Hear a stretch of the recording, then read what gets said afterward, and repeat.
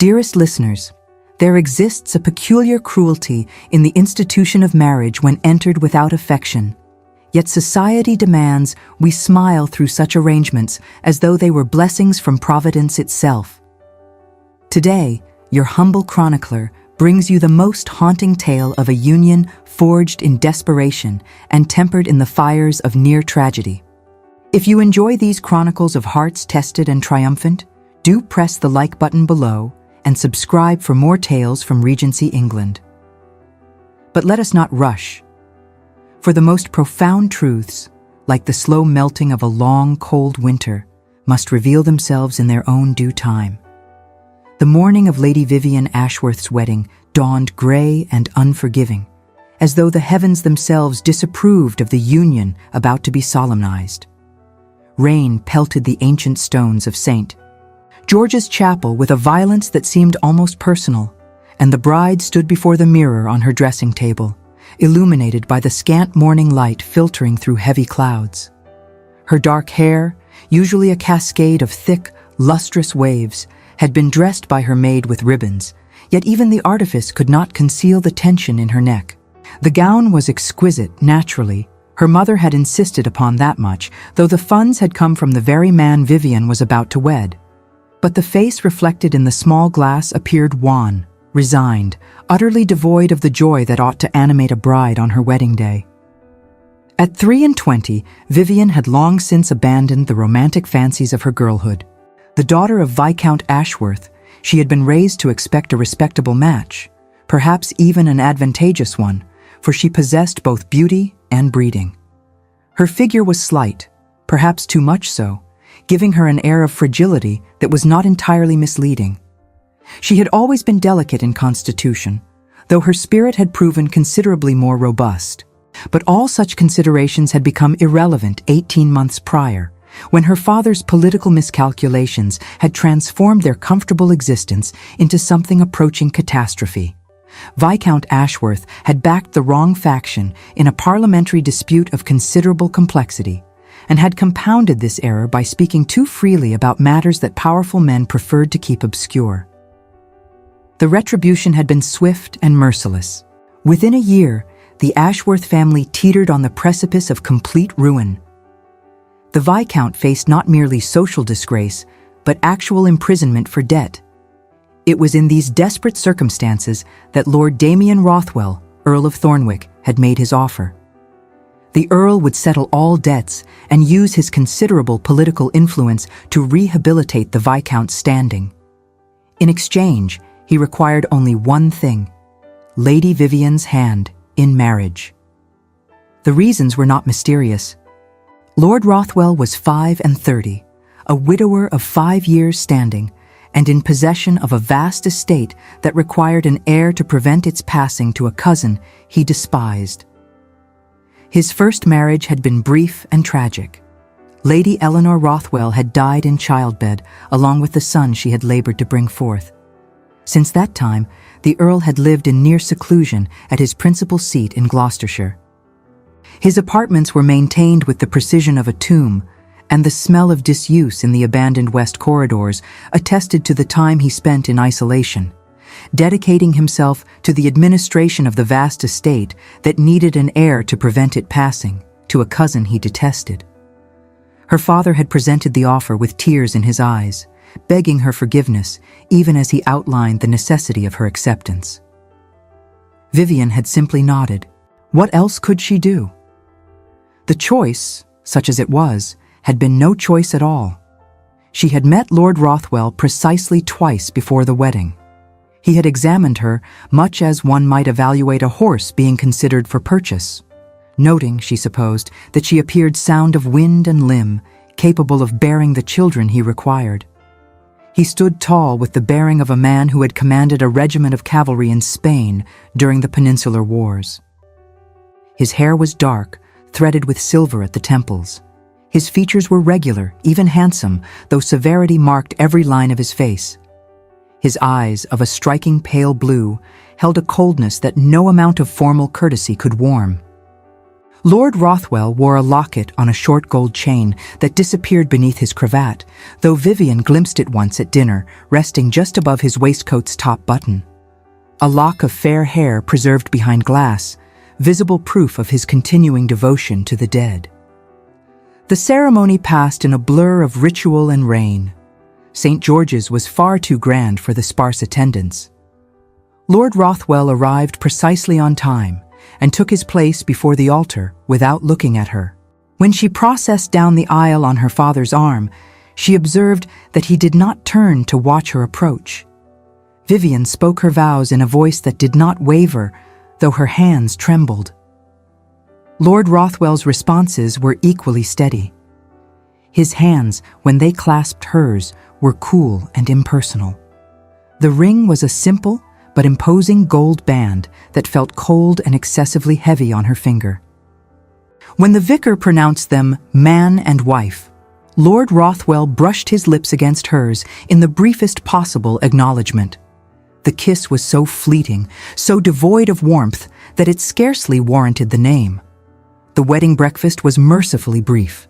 Lord Rothwell had made it clear he wished to depart for Thornwick Manor that very afternoon. Vivian found herself saying farewell to her family far sooner than anticipated. Then she was being handed into his traveling carriage, and the door was closing behind her. The Earl climbed in after her and immediately turned his attention to correspondence, leaving Vivian to contemplate her new situation in silence. They traveled thus for nearly an hour before he spoke, and then only to inquire whether she was comfortable. She assured him she was perfectly well. He nodded and returned to his letters. The journey to Gloucestershire required 2 days. Separate chambers had been prepared at the coaching inn. Lord Rothwell informed her of this without explanation. Vivian spent the evening alone in her room, staring at the unfamiliar ring on her hand. The following day brought more silent travel. Lord Rothwell read, made notes, occasionally gazed out the window, but never once attempted conversation beyond the necessary. Thornwick Manor revealed itself in the late afternoon. The house stood atop a gentle rise, commanding views of extensive parkland. It was built primarily of gray stone in the Elizabethan style, with tall windows and numerous chimneys. Under other circumstances, Vivian might have found it beautiful. As matters stood, it appeared merely imposing. Servants had assembled to greet their new mistress. The butler, whom we shall call Hastings, presented the housekeeper, Mrs. Dutton, an austere woman who curtsied with more respect for rank than warmth. Other servants were introduced in rapid succession. Lord Rothwell stood apart during these proceedings. When the formalities concluded, he addressed his bride directly. Mrs. Dutton will show you to your apartments and acquaint you with the household arrangements. I have matters requiring my attention. We dine at 7. He strode away, leaving Vivian to follow the housekeeper. The interior proved as impressive as the facade. Mrs. Dutton led her through corridors and chambers, providing information about the house's history and routines. The Countess's apartments occupied the entire east wing. They were spacious, elegant, and utterly soulless. Everything was perfectly maintained and completely impersonal. His lordship's chambers adjoin yours through that door, Mrs. Dutton informed her. He requested that I inform you he will not disturb you this evening. Tomorrow morning I shall acquaint you with the household accounts. The housekeeper departed, leaving Vivian alone. A maid appeared with hot water, but Vivian dismissed her, wanting only solitude. Dinner that evening was an ordeal. The dining room was sized to accommodate perhaps 30 guests comfortably, making 2 diners at opposite ends of an enormous table feel absurd. Lord Rothwell arrived precisely at 7. The meal proceeded through multiple courses.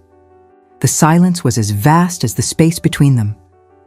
Across a table that could accommodate 30 guests, conversation was not impossible. It was simply unthinkable. Lord Rothwell inquired once whether the meal was to her liking. She assured him it was excellent. The silence returned. When the meal concluded, Lord Rothwell announced he had correspondence and departed. Vivian found her way back to her apartments and permitted herself, for the first time since this nightmare began, to weep. The first weeks established a pattern. Vivian rose at 8, breakfasted alone, and spent her mornings learning household management.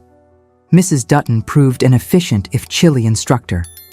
Lord Rothwell she saw only at dinner, which continued to be an exercise in uncomfortable formality.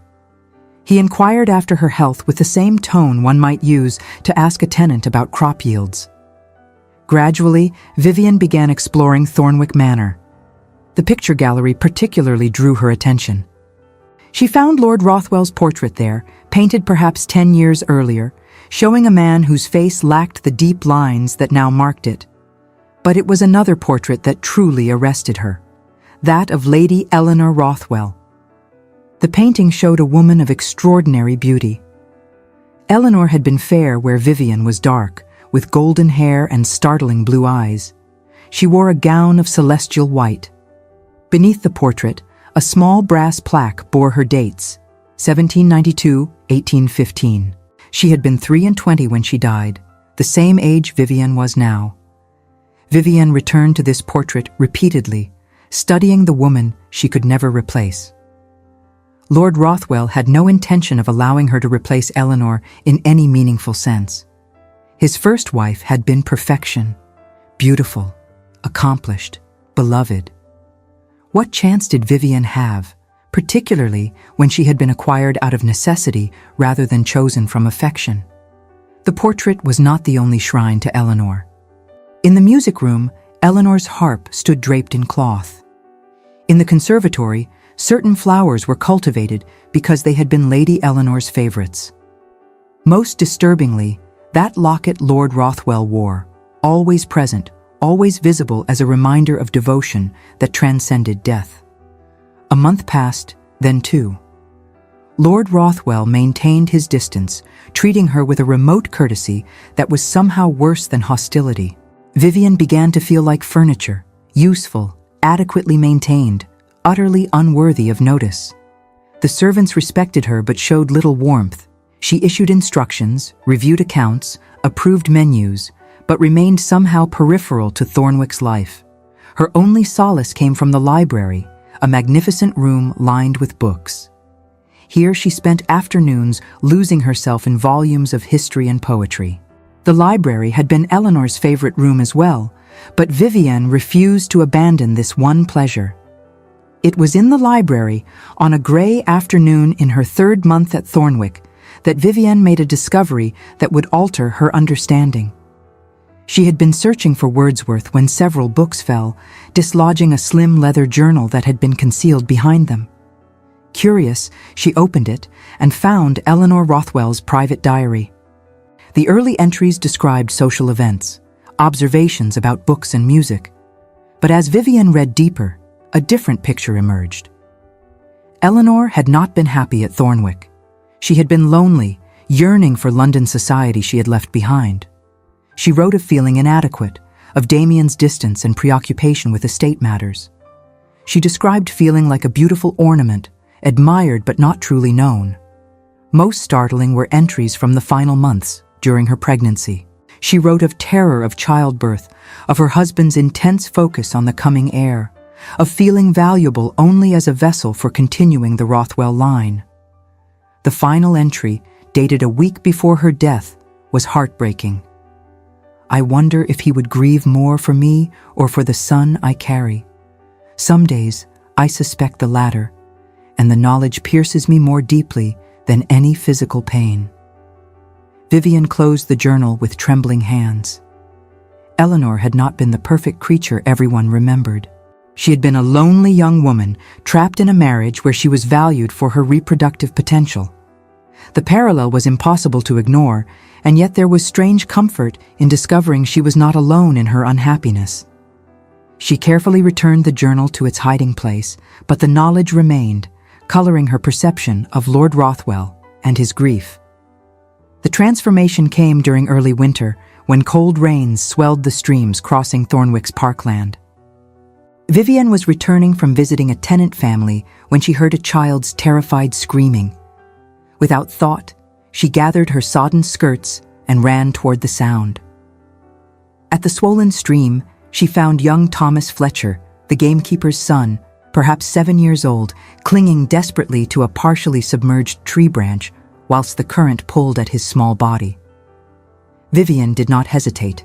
She waded into the icy water, gasping as it soaked through her clothing. The current threatened to sweep her off her feet, but she pressed forward, reaching for the child. Her fingers closed around his wrist just as his grip failed, and she hauled him toward her.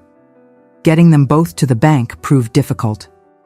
Vivian's waterlogged skirts dragged like anchors, and Thomas panicked, thrashing and nearly pulling them both under.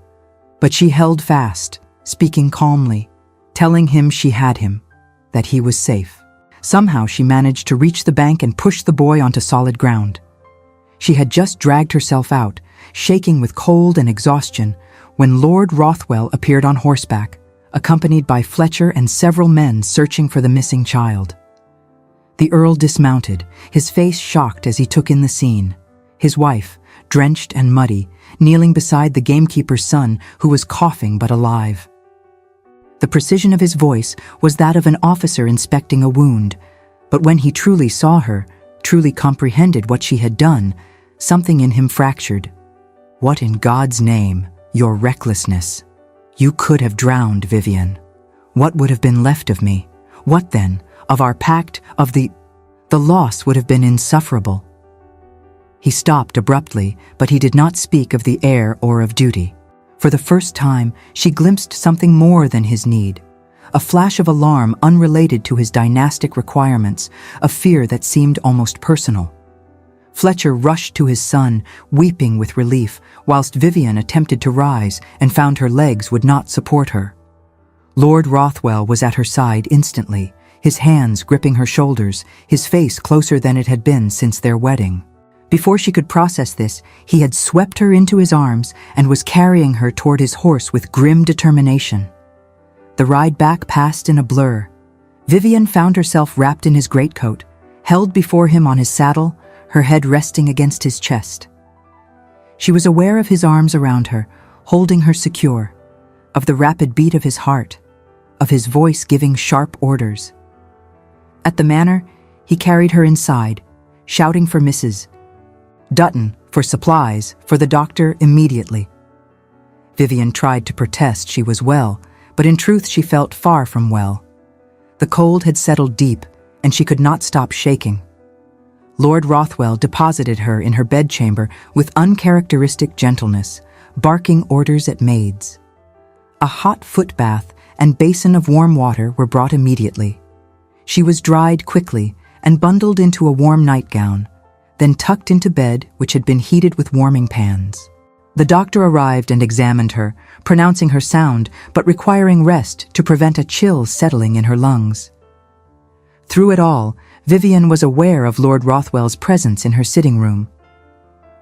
When the doctor departed and maids were dismissed, Lord Rothwell appeared in her bedchamber doorway. She expected him to inquire after her health and leave. Instead, he entered and stood at the foot of her bed. "That was extraordinarily brave," he said at last, "and extraordinarily stupid." "He would have drowned," Vivian replied hoarsely. "And you nearly joined him. You are no larger than a child yourself. What possessed you?" "I did not think. I simply acted." Something flickered across his face. Surprise, perhaps reassessment. "Yes, I suppose you did." He was silent, then added with obvious difficulty, "Fletcher is beside himself with gratitude. The boy will be fine, thanks to you. I have told Fletcher his family need never fear want whilst they live on Thornwick land." "That is generous." "It is nothing compared to what you risked." He paused. "I am grateful that you are well. The thought of—" He broke off sharply and left the room. Vivian lay pondering this strange interaction. For the first time, Lord Rothwell had seemed to see her as a person. The concern in his voice had been genuine. It was not much, but it was something, a crack in the armor. Her recovery took several days, during which Lord Rothwell did something unprecedented. He visited her chambers daily to inquire after her health. The visits were brief and formal, but they occurred nonetheless. Vivienne found herself looking forward to these moments with embarrassing eagerness.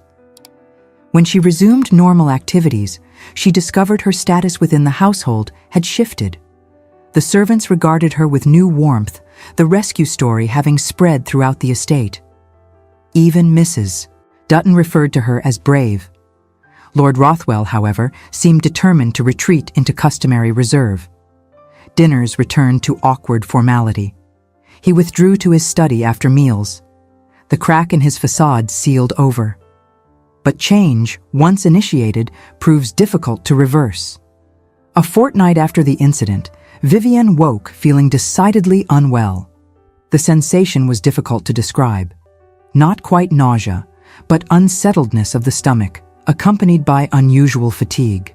When the same sensations persisted, accompanied by sensitivity to certain smells and changed appetite, Vivienne began to suspect the truth.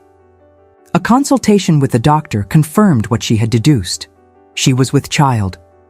The news filled her with complex emotions, relief that she would fulfill her primary purpose, anxiety about childbirth dangers, made acute by knowledge of Eleanor's fate, and unexpected sadness that this child was merely the product of dutiful conjugal encounters that occurred weekly with all the warmth of a business transaction.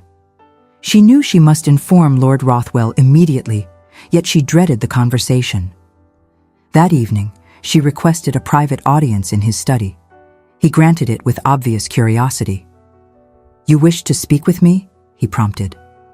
"Yes, I have news of importance." She clasped her trembling hands. "I am with child."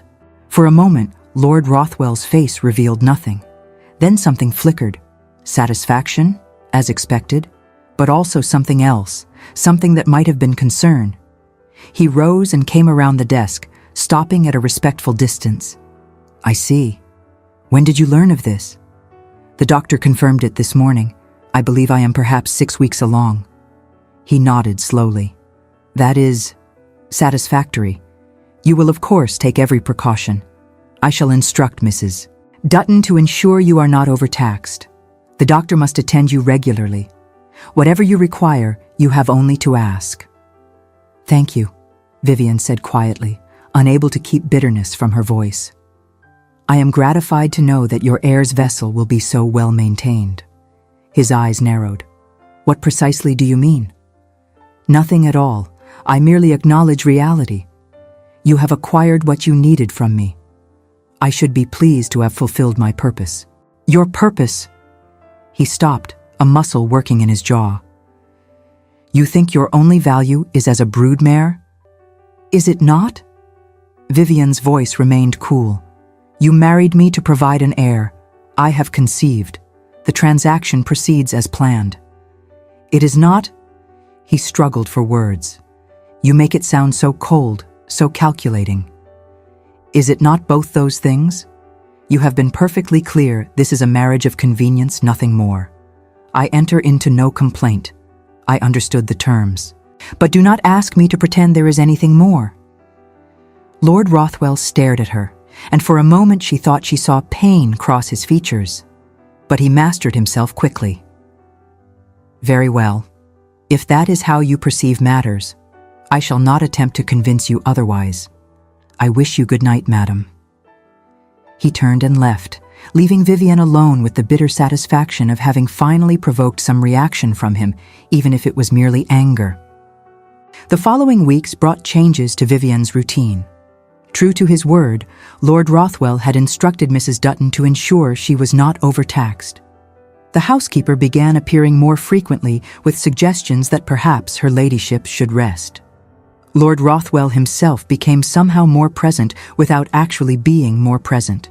He continued to maintain his distance, but Vivienne would occasionally find him watching her during dinner with an expression she could not quite interpret. Once, when she rose from the table too quickly and swayed slightly with dizziness, he was on his feet instantly, one hand extended as though to steady her, though he checked the movement before actually touching her.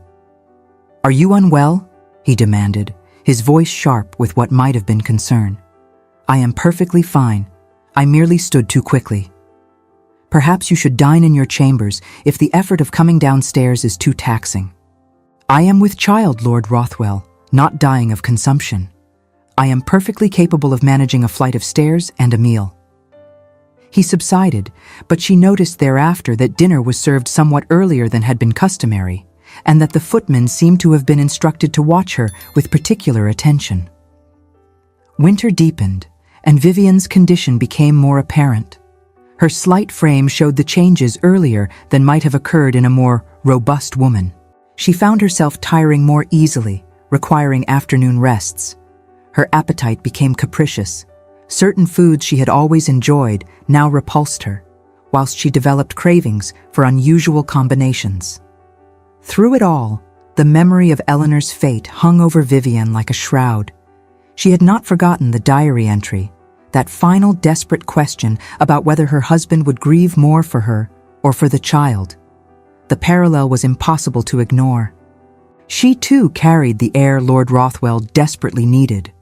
If it came to a choice, if the doctor faced that terrible decision during labor, would he choose to save the child or the mother? She knew the answer, and it filled her with a cold dread that had nothing to do with the physical dangers of childbirth. Spring arrived with characteristic English unpredictability, alternating between days of brilliant sunshine and violent storms. Vivienne was now 6 months along, her condition unmistakable.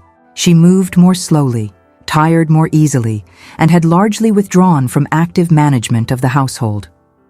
Lord Rothwell had become increasingly solicitous in a manner that somehow managed to be both attentive and distant. He ensured she had every comfort, that the doctor visited regularly, that her chambers were kept at the precise temperature she found most comfortable. Yet he never touched her, never spoke to her beyond polite inquiries, never gave any indication that he saw her as anything more than a valuable object requiring careful maintenance. It was during one of the spring storms, a particularly violent tempest that had blown in from the west with little warning, that everything changed. Vivian had been resting in her sitting room during the afternoon when she heard shouting from somewhere below. Curious and feeling restless after hours of inactivity, she made her way downstairs to discover the source of the commotion. The scene in the main hall was one of controlled chaos.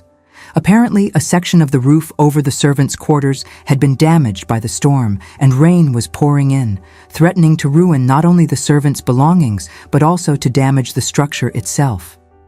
Hastings was directing footmen to move furniture and possessions, whilst Mrs. Dutton marshaled the maids to place basins and buckets beneath the worst leaks. Without thinking, which seemed to be a particular failing of hers, Vivian joined the effort. Her rank meant nothing in a crisis. There was work to be done, and she had 2 hands capable of doing it. She helped carry linens and clothing from threatened chambers, placed receptacles beneath leaks, attempted to direct water away from areas where it might do the most damage. No one thought to question the Countess's presence in the servants' quarters. The urgency of the situation overrode considerations of propriety. Vivian worked alongside maids and footmen, her condition making her movements awkward but not preventing her from being useful. She was in the midst of helping to drag a trunk from beneath a particularly severe leak when the world suddenly tilted. The exertion, combined with the stuffy air in the cramped quarters, had proven too much. Vivian felt her vision narrow to a tunnel, heard a strange rushing sound in her ears, and then knew nothing at all. She woke in her own bed, though she had no memory of how she had arrived there. The room was dark save for the fire burning in the grate and a single candle on the bedside table. Her head ached abominably, and she felt weak and strange. "You are awake." The voice came from her left, and Vivian turned her head with difficulty to find Lord Rothwell seated in a chair beside her bed. He looked haggard, his usually immaculate appearance disheveled, his hair disordered as though he had been running his hands through it repeatedly.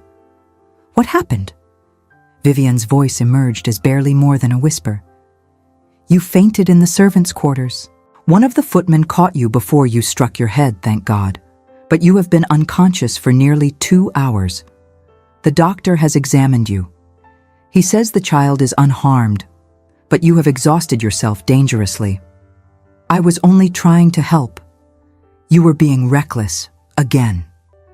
His voice was harsh, but something in his eyes contradicted the anger in his tone. Do you have any idea what it was like having them carry you to me unconscious? Do you comprehend how utterly terrified?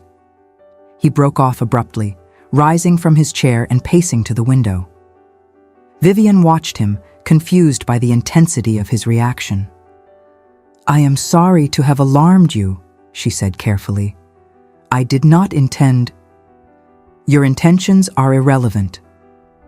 He turned back to face her, and in the firelight she could see that his hands were trembling. You carry my child. You have a duty to protect yourself, to protect that child. Running about in servants' quarters during a storm is hardly fulfilling that duty. There it was. The child, always the child, not her, never her. Of course, Vivian said, her voice flat. I shall be more careful in future. I would not wish to damage your property. My property? Lord Rothwell's voice rose slightly. Is that truly how you see yourself? Is it not how you see me? He stared at her for a long moment, some internal struggle evident in his face. Then, with visible effort, he mastered himself. The doctor has ordered complete rest for at least a week. Mrs. Dutton will see to everything. You are to remain in bed and recover your strength. I shall leave you now to sleep. He departed before she could respond, leaving Vivian alone with her thoughts and her aching head and the profound loneliness that seemed to deepen with each passing day. But if Vivian thought that was the end of the matter, she was soon disabused of that notion. She woke the next morning feeling unwell in a manner that went beyond simple exhaustion. Her head still ached, but now she felt feverish as well, alternately too hot and too cold.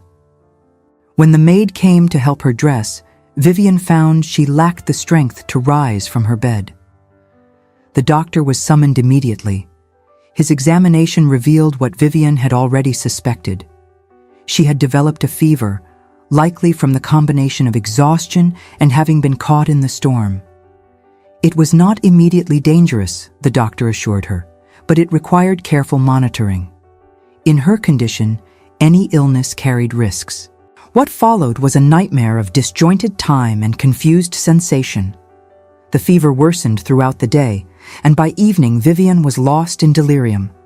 She drifted in and out of consciousness, unable to distinguish between waking and sleeping, between memory and hallucination. At times she thought she was back in her childhood home. At others, she was standing before the altar at St. George's, watching Lord Rothwell's cold, indifferent face as he spoke vows he did not mean. Through it all, there was a presence beside her bed, a voice speaking to her, though she could not comprehend the words. Hands pressing cool cloths to her burning forehead. Someone holding her when the chills racked her body, keeping her warm and still until they passed. On the second day, the fever reached its peak. Vivian's breathing became labored, her lungs struggling. His visits grew more frequent, and he began to examine Vivian with a silent gravity that was more alarming than any declared concern. All the available treatments, bleeding, poultices, and a strong tincture of quinine, failed to halt the fever's devastating ascent. It was during the night of the second day, amidst a silence more absolute than any in the house, that Lady Vivian Rothwell stopped breathing entirely. The fever had exhausted her system to such a degree that her body simply ceased its struggle. For a span of time that might have been seconds or minutes, no one could say with certainty, she lay perfectly still, her chest neither rising nor falling, her lips beginning to take on a bluish tinge. Lord Damien Rothwell, who had not left her bedside for 2 days, despite the doctor's suggestions that he rest, felt the world narrow to a single, terrible point of focus. This could not be happening. Not again. He could not lose another wife, could not watch another woman die because of him, because of his cursed need for an heir. But even as his mind reeled with horror and despair, his body was moving. He pulled Vivian upright, supporting her against his chest, and struck her back sharply between the shoulder blades. Once, twice, 3 times, with increasing force born of desperation. On the fourth blow, Vivian gasped, a harsh, terrible sound, and then was coughing, struggling for air, her body convulsing with the effort of breathing. Lord Rothwell held her through it, supporting her weight, one hand pressed flat against her chest to feel the blessed resumption of her heartbeat beneath his palm. "Breathe," he commanded, his voice rough and strange to his own ears. "Breathe, damn you. Stay with me. Please, Vivian, stay with me." She could not have heard him. She was too lost in the struggle for air, but somehow her body obeyed. The coughing eased. Her breathing, while still labored, became more regular. Color slowly returned to her lips. The doctor, who had been preparing himself to inform Lord Rothwell that he had lost his second wife, instead found himself examining a patient who, whilst critically ill, was decidedly alive. The crisis had passed. The fever would need to run its course, but the worst was over. Lord Rothwell did not leave her side. He held Vivian against his chest, feeling each breath she took as though it were a personal gift, a reprieve he had not earned, but for which he was desperately grateful. And in the quiet hours of that night, with only the sleeping Vivian and an unconscious universe as witnesses, Damien Rothwell came face to face with a truth he had been fleeing for 6 months. He loved his wife. Not the perfect, ethereal Eleanor, gone these 5 years and transformed by grief into something she had never been in life. But this difficult, brave, impossible woman he had married out of necessity, and then tried so desperately not to see. This woman who rescued drowning children without thought for her own safety, who worked alongside servants during storms, who called him out on his coldness with a courage that shamed him. He loved her, and he had very nearly killed her through his neglect and his stubborn refusal to acknowledge what she meant to him. The child she carried mattered, certainly, but if given the choice between the child and Vivian, there would be no choice. He wanted Vivian. He needed Vivian in a way that had nothing to do with heirs and everything to do with the emptiness that had characterized his existence until she entered it. The realization was terrifying in its intensity. It meant vulnerability. It meant risking the kind of pain he had sworn never to endure again. But as he sat there in the darkened room, holding his wife as she fought her way back from the edge of death, Lord Rothwell discovered that he was willing to risk all of it. If only Vivian survived. If only he was given the chance to tell her, to show her, to beg her forgiveness for the months of coldness and cruelty. If only it was not too late. The fever broke on the morning of the 3rd day, leaving Vivian weak as a newborn kitten, but blessedly clear-headed. She woke to find sunlight streaming through her windows and Lord Rothwell asleep in the chair beside her bed, his head resting awkwardly on the mattress near her hand, his face gray with exhaustion. She studied him in the morning light. He looked older than his years, worn down by grief and self-imposed isolation. But there was something different about him now, some subtle change she could not quite identify. As though sensing her regard, his eyes opened. For a moment, they simply looked at each other. Then Lord Rothwell sat up quickly, wincing at the protest of muscles held in uncomfortable positions. "You are awake," he said, and his voice was hoarse. "How do you feel?" "Weak," Vivian admitted, "but clear-headed." "What happened?" "I remember feeling ill, but then everything becomes confused. You developed a severe fever. You have been delirious for 3 days. The doctor..." He stopped, swallowed hard. "The doctor was concerned we might lose you, and indeed, for a time..." Again he could not finish. "But I am here," Vivian said gently, confused by the raw emotion in his voice. "I am well, or I shall be, with rest." "Yes." Lord Rothwell rose from his chair and paced to the window, his back to her. When he spoke again, his voice was carefully controlled. "The child is unharmed. The doctor examined you thoroughly. Whatever else has occurred, the heir is safe." The heir? Of course. That was what mattered. Vivian felt something inside her harden. "I am gratified to hear it," she said, and her voice was as cold as his had ever been. I should hate to have failed in my purpose. Lord Rothwell's shoulders tensed, but he did not turn around. Vivian, I am rather tired, my lord.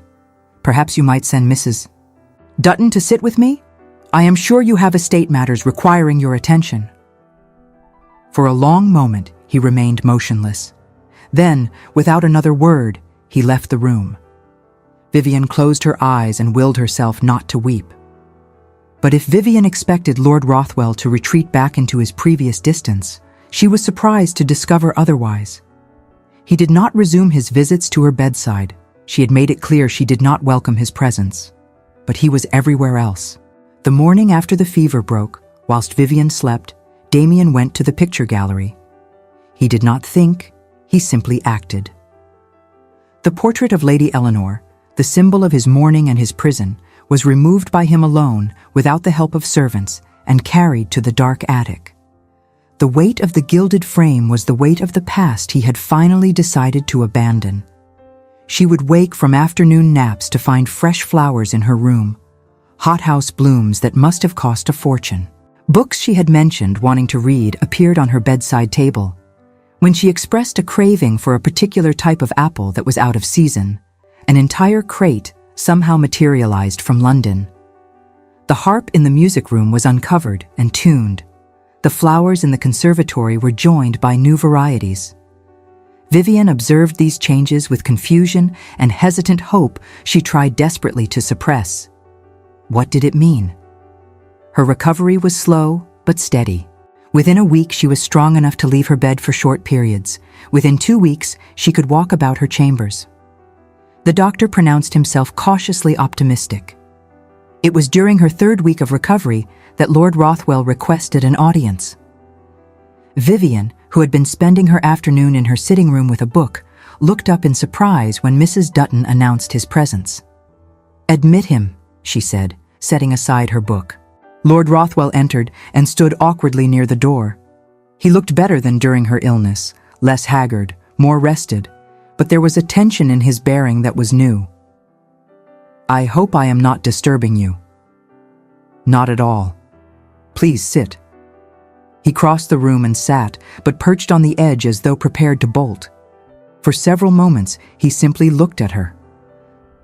"I owe you an apology," Lord Rothwell said at last. "Many apologies, in fact, but I hardly know where to begin." Vivian's heart began to beat faster, but she kept her expression neutral. "You owe me nothing, my lord. You have fulfilled your obligations admirably. Material comforts are not what I speak of." He leaned forward. "I have treated you abominably, Vivian.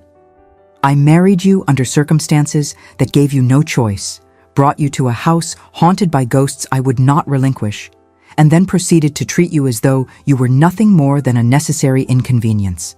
You deserved better. You deserve better still. Why are you telling me this now?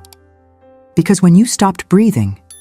His voice broke, and he had to pause. "When you stopped breathing, I realized that I did not give a damn about the air. I only wanted you back. I wanted you to live, even if it meant losing the child. Even if it meant you hated me for the rest of your life, I needed you to survive it." Vivian stared at him, scarcely daring to breathe. "I loved Eleanor," Lord Rothwell continued, staring at his hands. "Or I thought I did. In truth, I loved the idea of her more than the woman herself. She was beautiful and accomplished, and I was young and foolish enough to believe that was sufficient. I did not know her, not truly. I did not listen when she tried to tell me she was unhappy, lonely, frightened." "You found her diary," Vivian said softly. He looked up sharply. "How did you know?" "I found it first, in the library. I read it, though I probably should not have." Lord Rothwell nodded slowly. "I found it weeks ago when I was removing her portrait. Reading it was illuminating and devastating. To realize that I had failed her so completely that she died believing I cared more for the child than for her." He drew a shaky breath. "And then to recognize that I was doing precisely the same thing to you. History repeating itself, tragedy upon tragedy, all because I was too much a coward to risk caring again. And now? Now I am still a coward, but I find I would rather risk everything than continue as we have been. He rose from his chair and, to Vivian's shock, knelt beside hers, taking one of her hands in both of his. I do not expect you to forgive me, Vivian. I do not expect you to return any affection I might offer. But I need you to know that you matter. Not the child you carry, but you. Your intelligence, your courage, your kindness, even in the face of my cruelty. Vivian felt tears gathering. Why did you never say anything? All these months, I thought. I know what you thought. And you were right to think it. His hands tightened on hers. When you stopped breathing, when I thought I had lost you, I finally understood what Eleanor must have felt. The knowledge that you are valued only for what you can produce, not for who you are. It is a special kind of horror, and I inflicted it upon both of you.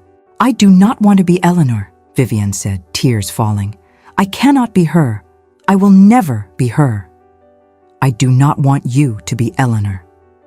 Lord Rothwell reached up and brushed a tear from her cheek. I want you to be Vivian.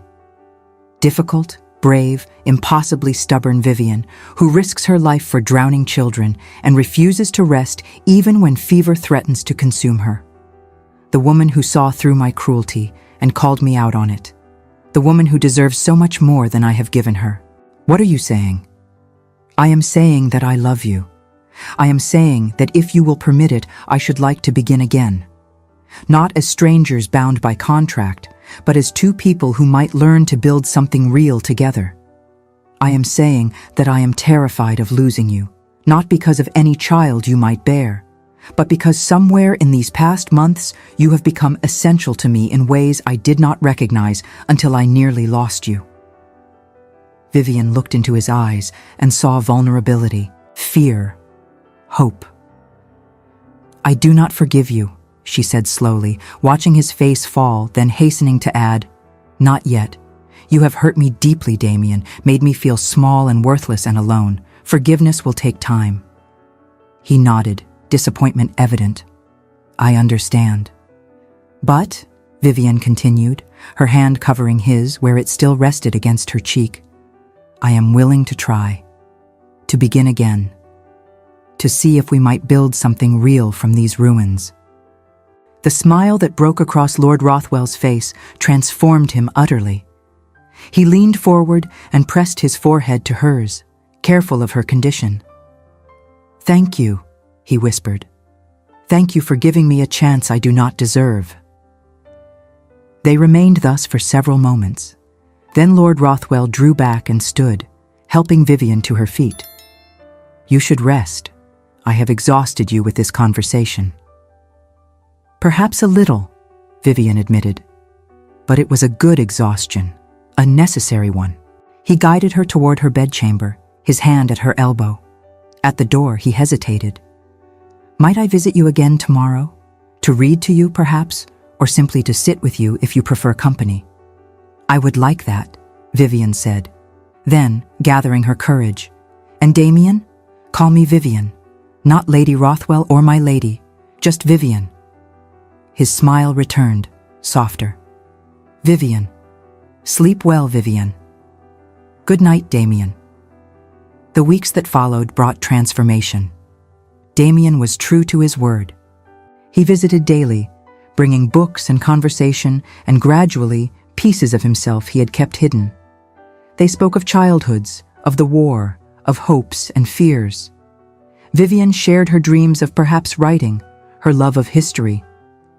Damien listened with an attention that made her feel truly heard. The physical distance between them decreased gradually. At first, Damien maintained careful propriety, but as days passed and Vivian's health improved, small intimacies accumulated.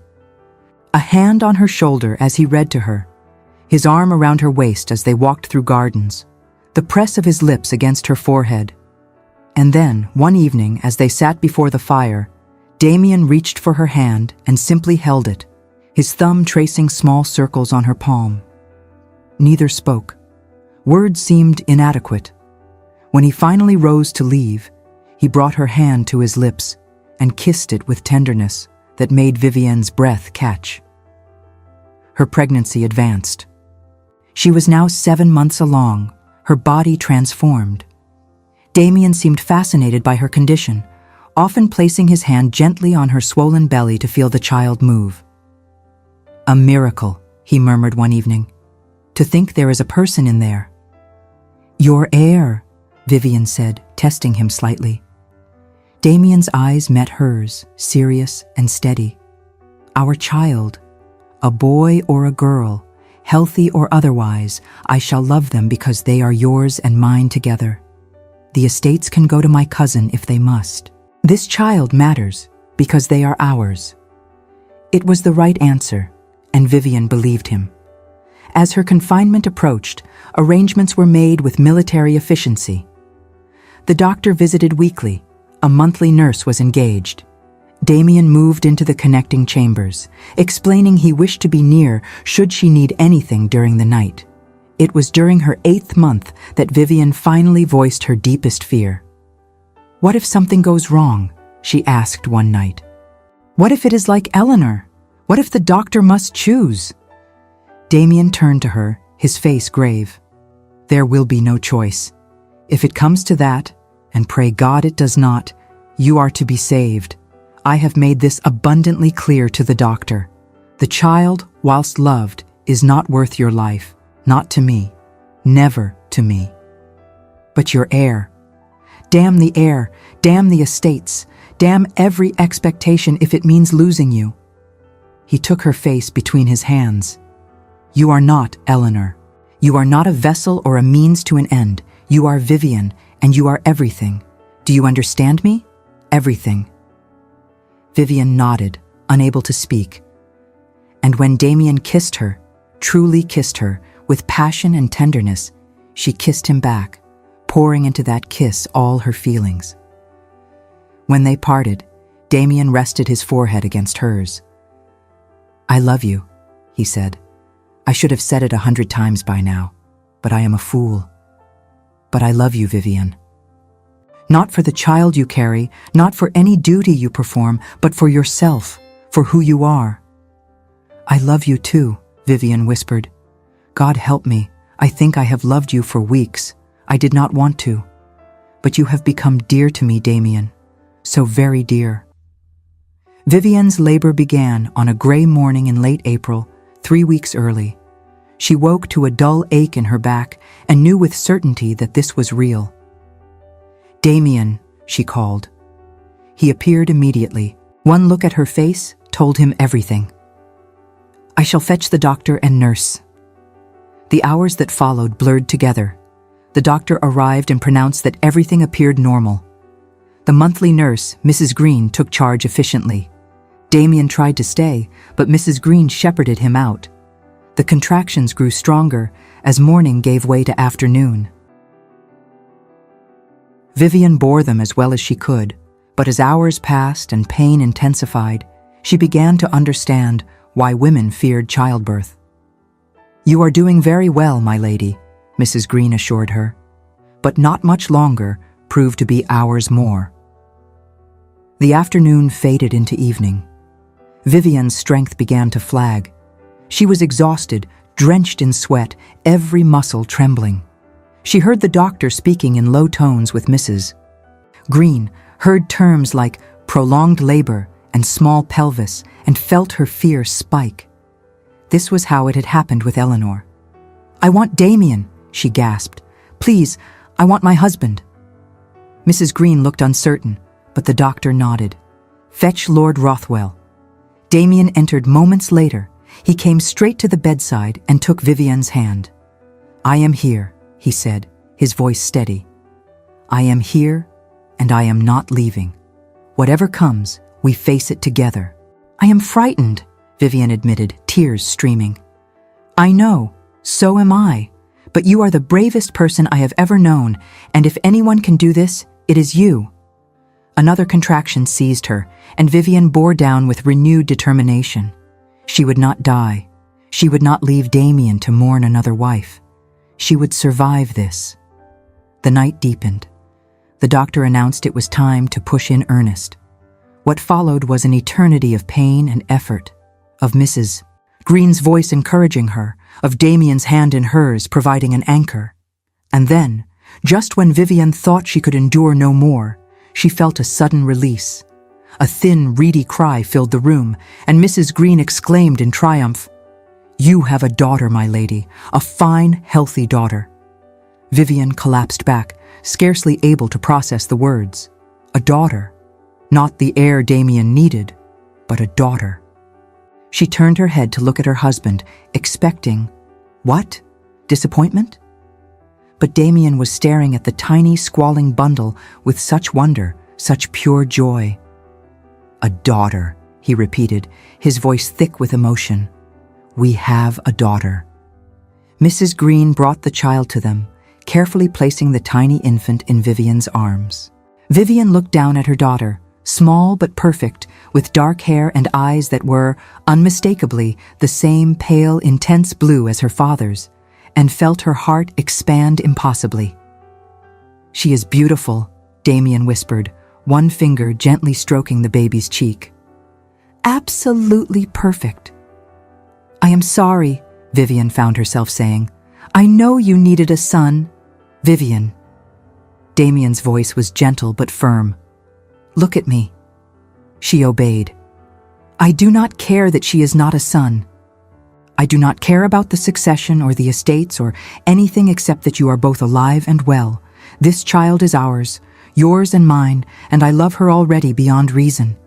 He bent and pressed a kiss to Vivian's forehead, then another to their daughter's head. "Thank you. Thank you for her. Thank you for surviving. Thank you for being here." Vivian cried then, great heaving sobs of relief and overwhelming emotion. Damien held them both carefully, providing support and comfort. When all was settled and Vivian had been made comfortable, the baby fed and swaddled and sleeping peacefully, Damien showed no sign of leaving. "You should rest," Vivian murmured, already halfway to sleep. "I am exactly where I wish to be," Damien replied, settling into the chair beside her bed. "Sleep, my dear. I shall watch over you both." Vivian let her eyes close. "I love you."